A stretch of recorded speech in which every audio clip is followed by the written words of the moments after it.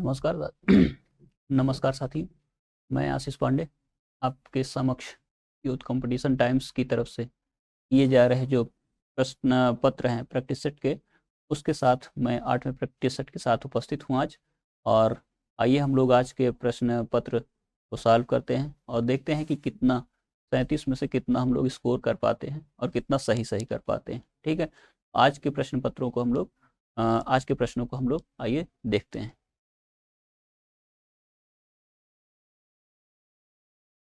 देखिए, आपके सामने स्क्रीन पर प्रश्न आ गया, निम्नलिखित में से कौन सा दीर्घ स्वर है। ठीक है, आपको दीर्घ स्वर बताना है। कौन सा प्रश्न में कौन सा शब्द कौन सा वर्ण दीर्घ स्वर है।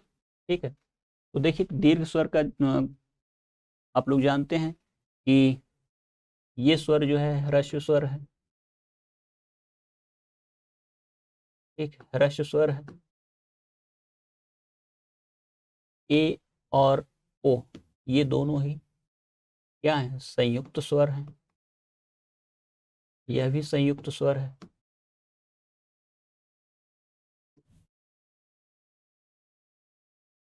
ना। तो देखा जाए तो जो आपका विकल्प है वह अविकल्प सही होगा। यह क्या है, दीर्घ स्वर। ठीक है, दीर्घ स्वर है। दीर्घ स्वर किसे कहते हैं और ह्रस्व स्वर किसे कहते हैं। तो साथियों, आप लोग जानते हैं स्वरों का उच्चारण करने में या किसी भी वर्ण स्वर का उच्चारण करते समय जो समय खर्च होता है उसी को हम लोग क्या कहते हैं, मात्रा कहते हैं। ह्रस्व स्वर को उच्चारित करते हैं तो ह्रस्व स्वर में कम मात्रा समय की खर्च करनी पड़ती है, इसलिए उसे हम लोग क्या कहते हैं, ह्रस्व मात्रा कहते हैं। जबकि देखिए जो दीर्घ मात्रा है वह ह्रस्व से अधिक समय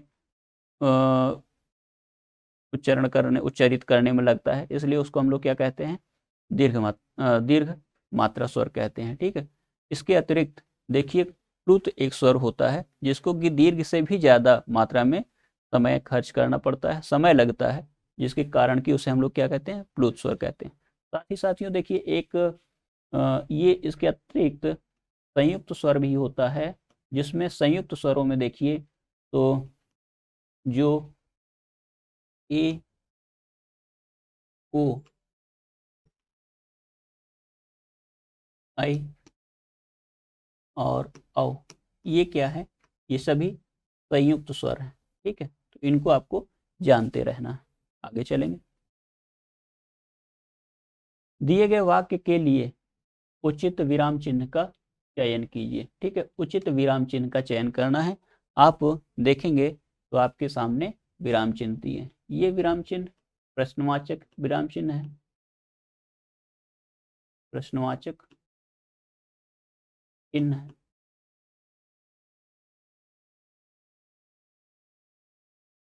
ये क्या है, अल्प विराम है।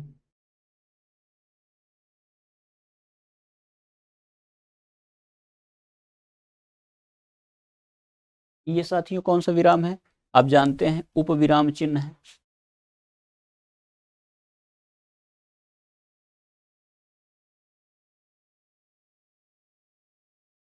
उपविराम है।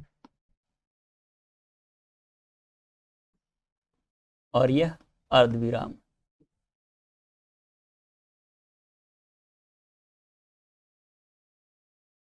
अब देखिए अनीता, मधु, पूनम और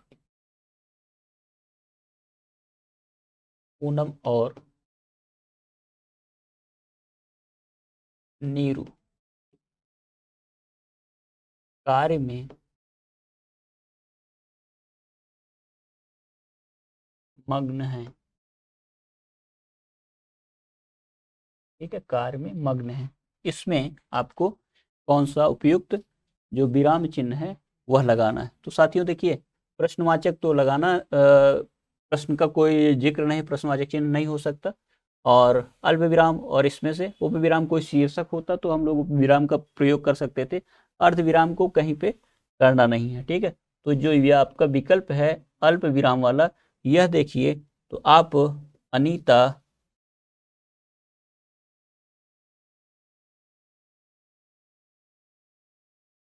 अनीता मधु और पूनम इस स्थान पर 2 जगह कर सकते हैं। ठीक है, विकल्प जो होगा आपका अल्प विराम होगा, इसको देख लीजिएगा। ठीक, आगे चलेंगे। देखिए आपकी स्क्रीन पे एक प्रश्न है जो कि है, वह है राम संज्ञा का कौन सा प्रकार है, संज्ञा का कौन सा प्रकार है राम। ठीक है, तो जातिवाचक है, व्यक्तिवाचक है, समूहवाचक है, भाववाचक। तो दिए गए विकल्प में देखेंगे तो व्यक्तिवाचक है राम, न कि जातिवाचक है, न कि समूहवाचक है, न कि भाववाचक। ठीक है, देखा जाए तो जातिवाचक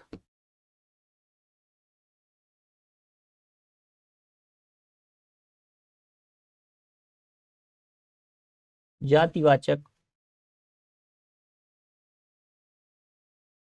क्या है, पेड़ है, नदी है, पहाड़ है ना, गाय है,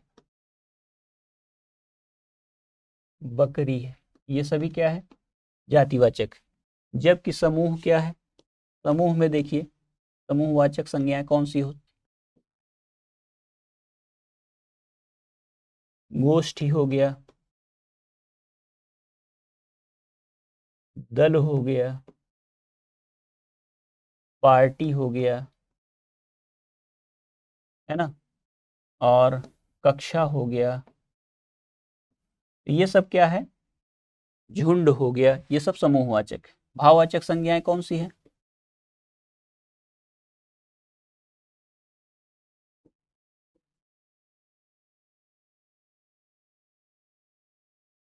भाववाचक संज्ञाएं कौन सी होगी, भातृत्व, कवित्व, समानता,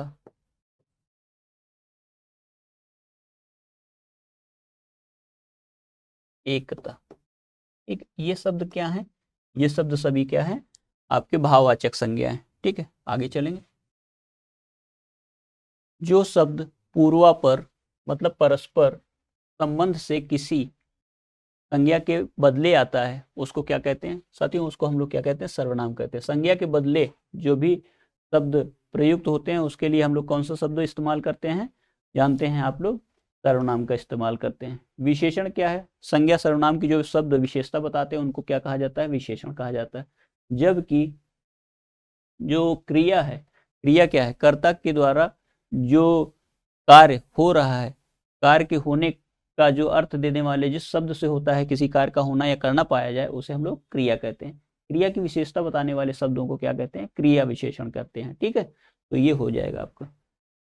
इनमें से कौन सा शब्द विशेषण, ठीक है, विशेषण नहीं है, ये बताना है। तो देखिए काला विशेषण है, कांत विशेषण है, आगामी विशेषण है। ठीक है, जबकि जो तुम है यह विकल्प आपका सही होगा, और तुम जो है वह क्या है, सर्वनाम है। क्या है, सर्वनाम है।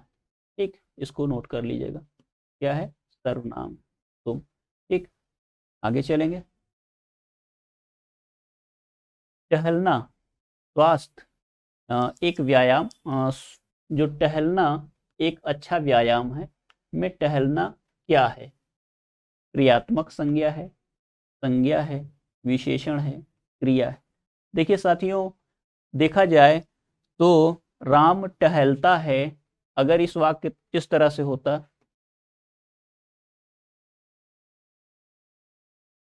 राम टहलता है, तो इस वाक्य में यह टहलना क्या हो जाता, यह तो क्रिया हो जाता। लेकिन यह क्रिया का शब्द है, फिर भी वह कर्ता के स्थान पर प्रयुक्त है। ठीक है, टहलना कर्ता के स्थान पे है, एक अच्छा व्यायाम है। ठीक, इस वाक्य में देखिए यह जो टहलना है वह क्रियार्थक संज्ञा है। संज्ञा ही वाक्य में कर्ता या संज्ञा या सर्वनाम ही वाक्य का कर्ता होता है। तो ये जो है क्रियार्थक क्रियात्मक, ठीक है, क्रियात्मक संज्ञा है। कौन सी संज्ञा? क्रियात्मक संज्ञा है। तो ये चीज आपको याद रखनी है। तो विकल्प जो आपका होगा ये सभी नहीं होंगे, विकल्प आपका ए होगा, क्रियात्मक संज्ञा है। ठीक है, आगे चलेंगे। देखिए, परिमाणवाचक विशेषण द्वारा किसका बोध होता है? परिमाणवाचक विशेषण है उससे किसका बोध होता है?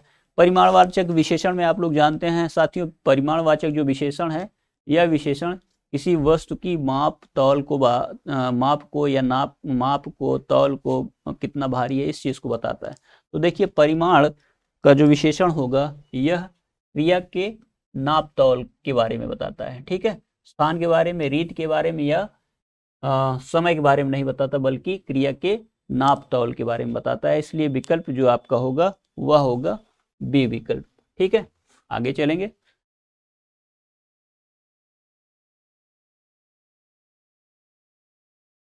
निम्नलिखित में लिंग की दृष्टि से असंगत युग्म है।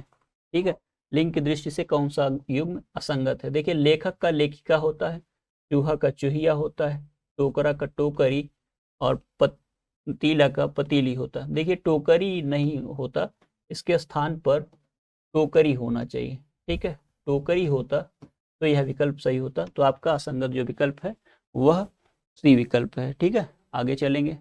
निम्न में से कौन सा शब्द सदैव एक वचन में होता है, एक वचन में प्रयुक्त होता है? कौन सा विकल्प?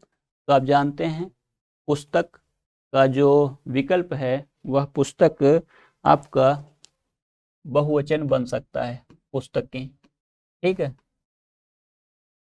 पुस्तकें हो सकता है, लड़का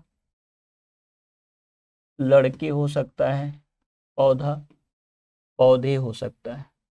ठीक है, जबकि समय जो है वो समय को बहुवचन में नहीं बना सकते, इसलिए आपका विकल्प जो होगा वो ए सही होगा। ठीक है, आगे चलेंगे। निम्नलिखित प्रश्न में 4 विकल्पों में से, देखिए विकल्पों में से उस विकल्प का चयन करना है साथियों जो दिए गए वाक्य में काल की दृष्टि से सही विकल्प हो। ठीक है, मैंने खाना खा लिया होगा, माँ ने खाना खा लिया होगा, माँ ने खाना खा लिया होगा। तो देखिए, जब भी क्रिया के बाद होगा शब्द आए, लिया होगा, तो वह क्रिया क्या हो गई? संदिग्ध हो जाएगी। ठीक है, तो संदिग्ध, अब यहाँ लिया है तो लिया भूतकाल में प्रयुक्त होता है, तो भूतकाल संदिग्ध क्रिया होगी। तो विकल्प आपका जो होगा वह विकल्प ए सही होगा। ठीक है, संदिग्ध भूतकाल की क्रिया का प्रयोग इस वाक्य में हुआ है। ठीक है, कौन सी क्रिया है? संदिग्ध भूतकाल। और भूतकाल के अन्य भेद भी आप जानते हैं, पूर्ण भूतकाल, सामान्य भूतकाल, अपूर्ण भूतकाल। ठीक है, संदिग्ध भूतकाल, हेतु मद भूतकाल, और एक है आसन्न भूतकाल। ठीक है, ये सभी हो क्रिया के काल की दृष्टि से भूतकाल के भेद हैं। ठीक, आगे चलेंगे। भाववाच्य, भाववाच्य में किस प्रकार की क्रिया का प्रयोग किया जाता है? ठीक है, भाववाच्य में किस प्रकार की क्रिया का प्रयोग होगा? संयुक्त क्रिया का प्रयोग होता है, सकर्मक क्रिया का प्रयोग होता है, द्विकर्मक क्रिया का होता है, अकर्मक। तो साथियों, आप लोग जानते हैं भाववाच्य में सदैव अकर्मक क्रिया का प्रयोग होता है। ठीक है, अकर्मक क्रिया का प्रयोग होगा और वह भाववाचक रूप होगा उसका। किसका? भाववाचक रूप होगा। ठीक है, क्रिया का भाववाचक रूप होगा और वह सदैव किस में होगी? एक वचन में होगी। ठीक है, साथ ही वह पुल्लिंग में होगी। ठीक है, पुल्लिंग में होगी और इसके अतिरिक्त वह अन्य पुरुष बोधक होगी। ठीक है, अन्य पुरुष की क्रिया होगी। ठीक, सदैव उसमें ज्यादातर क्या होगा?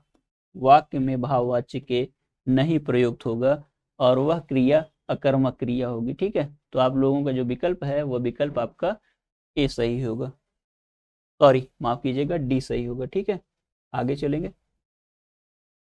कारकों से संबंधित प्रश्न है।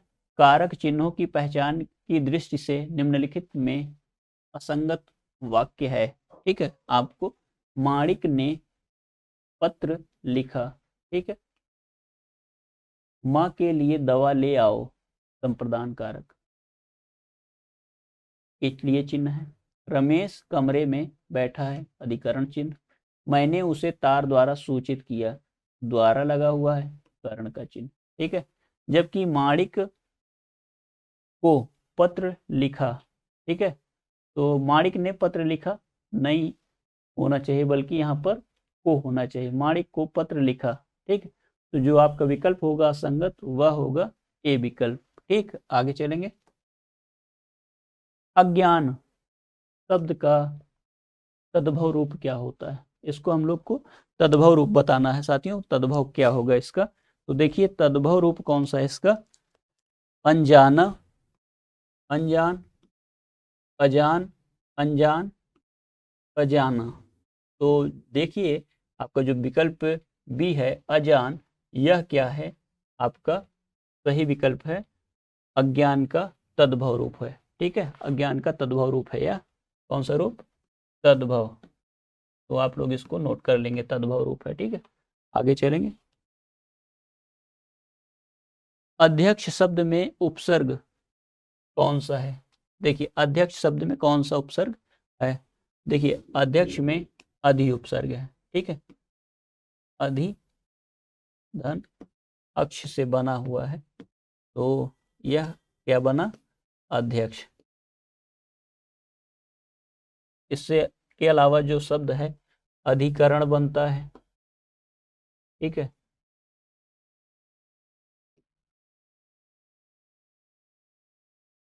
अधिकार बन जाता है।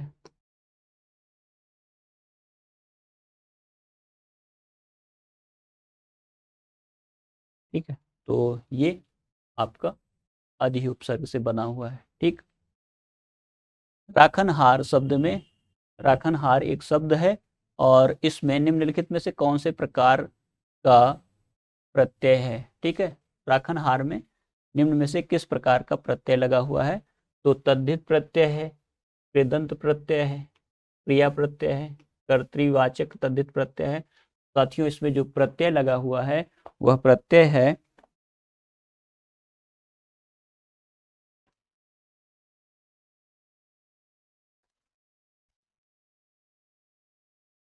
कृदंत प्रत्यय। ठीक है, कृदंत प्रत्यय का होते हैं, क्रिया में लगते हैं। ठीक है, क्रिया में लगने वाले प्रत्ययों को क्या कहा जाता है, कृत प्रत्यय कहते हैं। और कृत प्रत्यय से जो शब्द बनते हैं उनको क्या कहा जाता है, कृदंत बन कहलाते हैं। तो राखनहार शब्द में कौन सा प्रत्यय लगा है, कृदंत प्रत्यय लगा है। ठीक है, आगे चलेंगे। निम्नलिखित विलोमार्थी शब्द युग्मों में असंगत कौन सा है। अथ का इति होता है, औन्नति का पतन होता है, अल्पज्ञ बहुज्ञ, अनुकूल प्रतिकूल। देखिए औन्नति का उन्नति होता है। ठीक है, औन्नति का क्या होगा, उन्नति होगा। तो आपको याद रखना है औन्नति का उन्नति होता है, न कि पतन। ठीक है, तो औन्नति का विलोम क्या होगा, उन्नति। तो जो आपका सही विकल्प है वह है बी, असंगत है यह युग्म। ठीक है, आगे चलेंगे। निम्नलिखित प्रश्नों में से 4 विकल्पों में से उस विकल्प का चयन करें जो विलोम शब्द का सबसे अच्छा विकल्प। देखिए क्रुद्ध एक शब्द है और इस क्रुद्ध के लिए कौन सा विलोम शब्द होगा, ठीक है, तो शांत होगा। ठीक, कौन सा होगा, शांत होगा। क्रुद्ध के लिए शांत और अधिक का न्यून हो सकता है, और अक्सर का विलोम क्या है, कभी कभार हो सकता है। ठीक है, कभी कभार, ये नोट कर लीजिएगा। ठीक है, क्रुद्ध का शांत। आगे चलेंगे। अनिल शब्द का पर्यायवाची, अनिल शब्द का पर्यायवाची है, तो आप जो जानते हैं अनिल शब्द का पर्यायवाची कौन सा है? पवन। ठीक है, पवन का पर्यायवाची क्या है? अनिल। तो वायु, वात, प्रभात, समीर,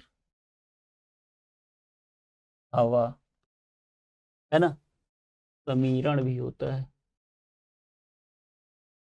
ठीक, तो ये क्या है?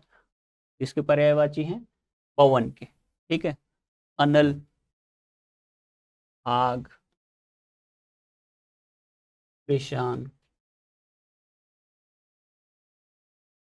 हुताशन,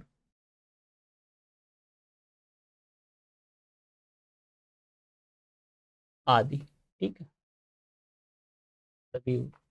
पावस का क्या होता है? सबसे देखिए, पहला चौमासा होता है, वर्षा होता है,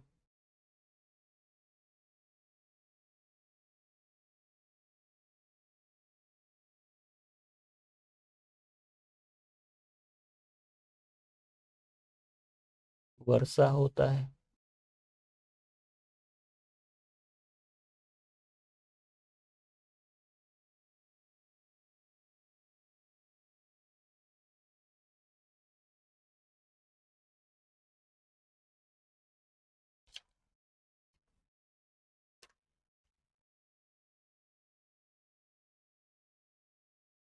बरसात होगा, वर्षा काल होगा। ठीक है, बरसात भी हो सकता है, और वर्षा काल।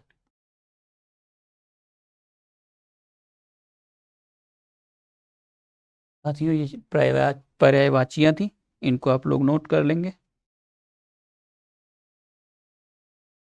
आगे चलेंगे। चक्रवात का बवंडर। ठीक है, चक्रवात का बवंडर हो जाएगा, और इसी प्रकार से इसके भी हो जाएंगे, तो इसका देख लीजिएगा। चक्रवात का बवंडर हो गया,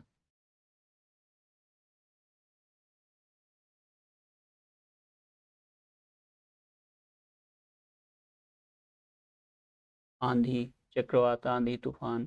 ठीक है, तो देख लीजिएगा। आगे चलेंगे।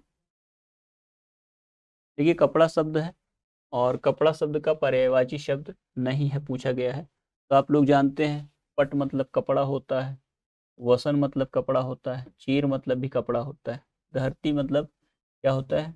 धरती होता है। ठीक है, धरती होगा, भू होगा, भूमि होगा। ठीक है, वसुधा होगा, वसुंधरा होता है,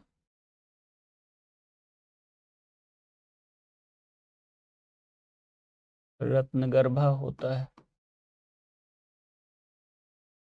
ठीक है, इत्यादि अनेक होते हैं। भू, भूमि, धरणी है, धरित्री है, तमाम होता है। ठीक है, और कपड़ा का पट, वसन, चीर, अंबर भी होता है। ठीक है, अंबर भी होता है। तो देखेंगे तो आप और भी चीजें आपको मिल जाएंगी, तो कौन सा है विकल्प आपका? सी सही हो जाएगा। ठीक है, आगे चलेंगे। पहला अपने रवि कर जाल। ठीक है, पहला अपने रवि कर जाल। तो कर, उपरोक्त में प्रयुक्त कर शब्द निम्न में से किस अर्थ को व्यक्त करता है? देखिए साथी, इसमें कर शब्द का अर्थ पूछा गया है, तो कर क्या है? हाथ के लिए भी प्रयुक्त होता है, किरण के लिए प्रयुक्त होता है, टैक्स के लिए भी, और सूंड के लिए भी। ठीक है, तो यहाँ पर किस अर्थ में प्रयुक्त हुआ है? यहाँ पर देखेंगे आप, तो यह किरण के अर्थ में प्रयुक्त हुआ है। देखिए, कर क्या है? कर जो अनेकार्थी शब्द है एक, और कर के सभी अर्थ हैं, हाथ भी है, किरण भी है, टैक्स भी है, और सूंड भी होता है। ठीक है, लेकिन यहाँ पर जो है रवि के कारण जो इसका प्रयोग है वह किरण के अर्थ में प्रयुक्त हुआ है। ठीक है, तो इसको आप लोग इस प्रकार से देख लीजिएगा। ठीक है, आगे देखेंगे।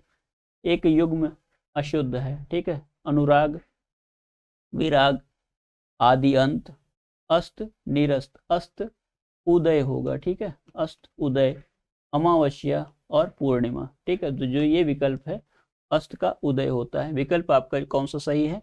आपका विकल्प ये वाला सही होगा। ठीक है, वो अस्त का उदय होता है, न कि निरस्त। ठीक है, आगे चलेंगे। जिसका इलाज ना हो सके, अर्थात जो इलाज करने योग्य ना हो, तो जिसका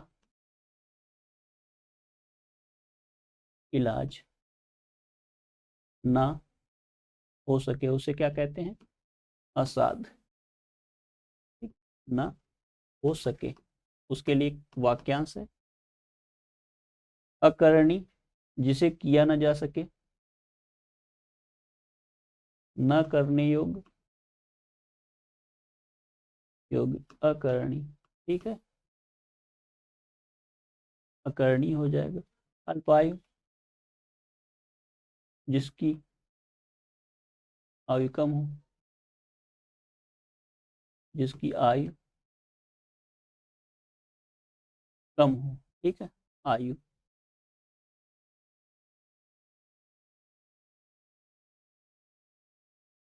कम हो।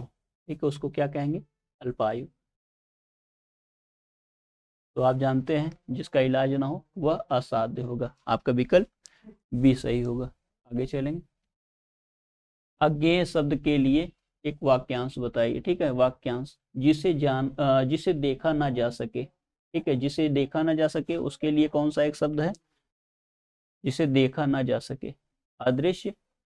जिसे जाना ना जा सके, अज्ञेय। जिसे रोका ना जा सके, जिसे सुना ना जा सके, अश्रव्य। ठीक है, अश्रव्य। जिसे रोका ना जा सके और जिसे जाना ना जा सके। जाना ना जा सके के लिए क्या होगा? अज्ञेय होगा। ठीक है, तो इसको आप लोग देख लीजिए। जिसको जाना ना जा सके उसके लिए क्या होगा? अज्ञेय होगा। क्वेश्चन नंबर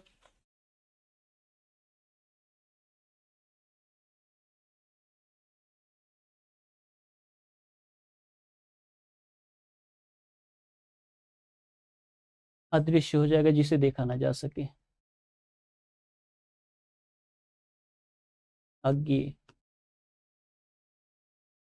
जिसे जाना ना जा सके। ठीक, तो आपका विकल्प बी सही हो जाएगा।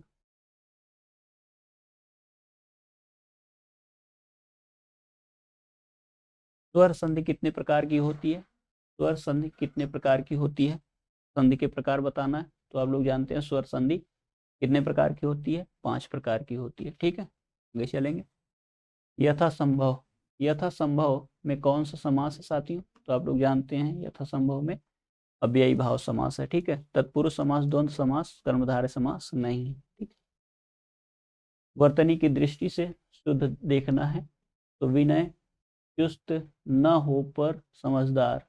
ठीक है, यदि वह घर मिलेगा तो मैं अवश्य। ठीक है, ज्यों ही वह पहुंचा त्यों ही घंटा बजा, मरणासन था इसलिए क्षमा। ठीक है, तो देखिए अवश्य कैसे लिखा जाता है?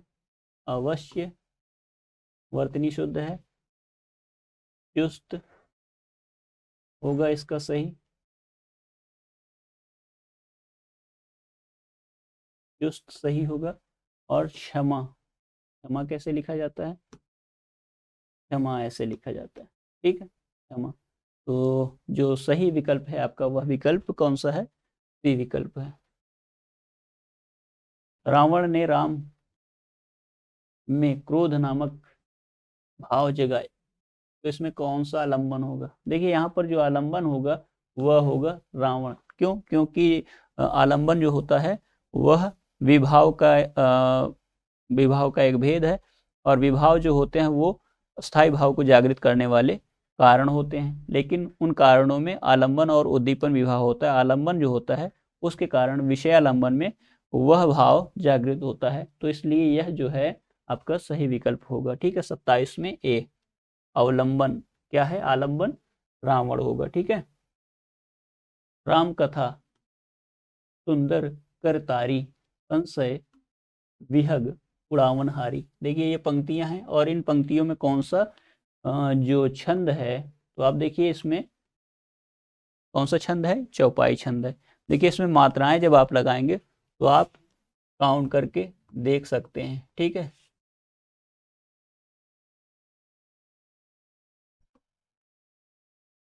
तो 3 3 6 1 7 2 9 1 10 4 14, 3 3 6 1 7 7 2 9 1 10 11 12 2 14 2 16। देखिए 16 मात्रा है ना, तो प्रत्येक चरण में एक चरण है और यह दूसरा चरण है। दूसरे चरण में भी 16 मात्राएं होंगी।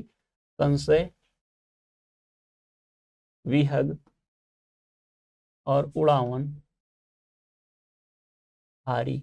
देखिए 2 2 4 1 5 6 2 8 1 9 1 10 11 12 13 14 2 16। इसमें भी 16 है। तो एक चरण ये है, एक चरण, प्रत्येक चरण में 16 मात्राएं होती हैं। तो ये जो 16 मात्राएं होती हैं वो चौपाई छंद में होती हैं। चौपाई छंद में कितनी मात्राएं होती हैं? 16 मात्राएं होती है। तो ये आपका विकल्प सही होगा, विकल्प 28 का सी। ठीक है, आगे चलेंगे। चारुचंद्र की चंचल किरणें खेल रही हैं जल थल में। देखिए चा वर्ण की आप देखेंगे तो आवृत्ति बार बार हुई है, 1 2 3 4। ठीक है, और इन वर्णों की, व्यंजन वर्णों की आवृत्ति होने के कारण कौन सा जो आपका अलंकार है वो होगा आपका अलंकार अनुप्रास अलंकार। जबकि यमक में क्या है, शब्दों की आवृत्ति होती है और अर्थ भिन्न भिन्न हो जाते हैं। ठीक है, और उत्प्रेक्षा में क्या है, उपमेय में उपमान की संभावना या देखी जाती संभावना। ठीक है, अन्योक्ति अलंकार क्या होता है, जब हम किसी व्यक्ति के जब हम कोई बात सीधे सीधे ना करके किसी उक्त के माध्यम से दूसरी उक्त के माध्यम से कहते हैं तो वह अन्योक्ति अलंकार होता है। आपका विकल्प जो है वह विकल्प डी सही होगा। ठीक है, आगे चलेंगे। इनमें से अभिनव गुप्त का प्रमुख दार्शनिक मत क्या है? ठीक, तो वेदांत है, मीमांसा है, साक्य है या शैव। तो देखिए साथियों, जो शैव आपका दर्शन है वह शैव दर्शन जो है वह किसका है? वह है अभिनव गुप्त का। ठीक है, जबकि मीमांसा किसका दर्शन है? लोलट का, भट्ट लोलट का मीमांसा है दर्शन। ठीक है, भट्ट लोलट का मीमांसा दर्शन है। सांख्य किसका है? सांख्य जो है वह भट्टनायक का है। ठीक है, और जो विकल्प आपका सही होगा अभिनव गुप्त के लिए, उनका जो दर्शन है वो शैव दर्शन है। ठीक, आगे चलेंगे। मूल रूप से लोकोक्ति शब्द का प्रयोग किस भाषा में मिलता है? मूल रूप से किस भाषा में लोकोक्ति शब्द का प्रयोग मिलता है? देखिए लोकोक्ति क्या है, एक तत्सम शब्द है। ठीक है, तो तत्सम शब्द संस्कृत शब्द का रूप है, इसलिए इसको संस्कृत का ही मानेंगे। ठीक है, आगे चलेंगे। 4 दिन की चांदनी फिर अंधेरी रात, इसका जो लोकोक्ति है इसका क्या अर्थ होता है? थोड़े दिन का सुख। ठीक है, चांद न दिखाई देना, 4 दिन चांद दिखाई देना, सुख ही सुख होना। तो देखिए जो आपका सबसे उपयुक्त सही अर्थ देने वाला विकल्प है वो थोड़े दिन का सुख है। ठीक है, आगे चलेंगे। हिंदी साहित्य के इतिहास में काल विभाजन करने का सर्वप्रथम प्रयास इनमें से किसने किया? तो साहित्य का इतिहास का जो काल विभाजन करने का जो श्रेय है वो डॉक्टर ग्रियर्सन को जाता है। ठीक है, डॉक्टर ग्रियर्सन ने द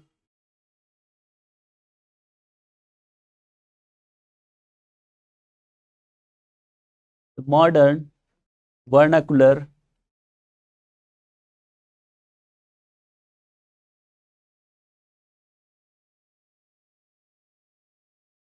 लिटरेचर,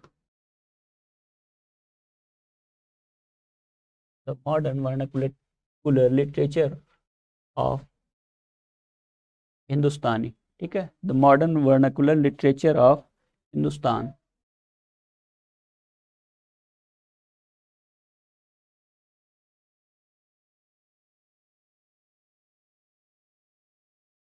इस रचना में क्या किया?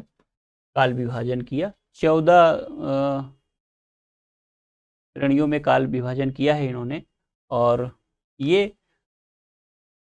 मूल रूप से काशी से संपादित होने वाली नागरिक प्रचारणी सभा से भी जुड़े रहे। नागरिक प्रचार पत्रिका से भी जुड़े रहे, तो इस चीज़ को आप लोग देख लीजिएगा। ठीक है, आपके सामने देखिए एक पैसेज है और इस पैसेज को पढ़ेंगे और रिक्त स्थानों की पूर्ति करेंगे। किसी देश की संस्कृति को जानने के लिए वहाँ के देश को पूरा अध्ययन नितांत आवश्यक है। साहित्य किसी देश तथा जाति के विकास का प्रतीक है। साहित्य से उस जाति के धार्मिक विचारों, सामाजिक संगठन, ऐतिहासिक घटनाचक्र तथा राजनीतिक परिस्थितियों का प्रतिबिंब मिल जाता है।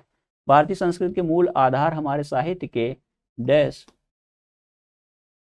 ग्रंथ रत्न हैं, ठीक है, जिनके विचारों से भारत की आंतरिक एकता का आंतरिक डैश का ज्ञान हो जाता है। देश की बाहरी विविधता भारतीय डैश के रूप में बहने वाली विचार और संस्कृति की एकता को ढक लेती है। ठीक है, आगे चलेंगे। वांग्मय की डैश एक है, पर वह अनेक भाषाओं, रूपों तथा परिस्थितियों में हमारे सामने आती है। देखिए साथियों, उससे जुड़े हुए कुछ प्रश्न हैं तो आपको देखने हैं। निम्नलिखित विकल्पों में से सही शब्द चुनकर स्थान ए की पूर्ति कीजिए। देखिए जो स्थान ए है उस जगह पे क्या भरना है, भूगोल भरना है, साहित्य भरना है, राजनीति भरना है और संस्कृत भरना है। तो देखिए साहित्य जो आपका सही विकल्प होगा वहां पर ए भरना है। ठीक है साथियों, यहाँ पर आपको क्या भरना है, ए विकल्प में देखिए साहित्य भरेंगे। ठीक है, पीछे चलेंगे आगे। उसके बाद एक क्वेश्चन और है, रिक्त स्थान 2 की पूर्ति कीमती के पर्यायवाची शब्द से कीजिए। ठीक है, तो कीमती शब्द का पर्यायवाची शब्द क्या होता है, दुर्मूल्य, अतुल्य, बहुल्य या अमूल्य। तो कीमती का जो पर्यायवाची है वो क्या है, अमूल्य है। तो यहाँ पर जो दूसरा पैसेज में स्थान है, दूसरा विकल्प यहाँ पर क्या होगा, अमूल्य। ठीक है, अमूल्य हो जाएगा।